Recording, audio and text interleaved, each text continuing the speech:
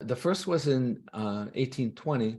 The number of botanical substances increased each decade to a peak of more than 500 botanical substances are in the U.S. Pharmacopoeia in the 1870 USP. Herbalism in North America today seems to be more influenced by the eclectic school of botanical medicine. There's a problem with that, is that the ideology of the eclectics was to use simples rather than formulas.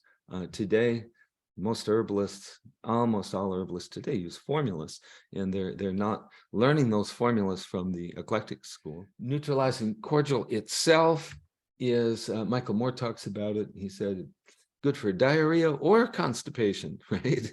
Or heartburn or abdominal bloating. And it's kind of true. It's really multi-use. Now, generally in smaller amounts, the astringency outweighs the laxative effect, and it's good for diarrhea. In larger amounts, it produces laxative effect.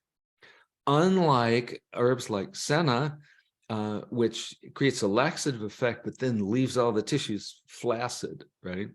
Rheum produces a laxative effect, but because of other things in it that are not the laxative glycosides, leaves the tissues tonified, right? So this is really a fine herb.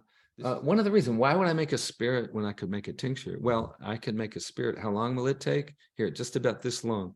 Here's some volatile oil.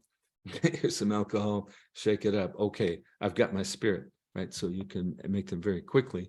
They won't have all the properties of a whole herb, but they may get the medicinal effect that you want. Now, the problem is the starch is susceptible to mold, right? So the reason in the USP and the National Formulary, they specify cold water maceration is because it excludes the starch, right? And then the product is more stable.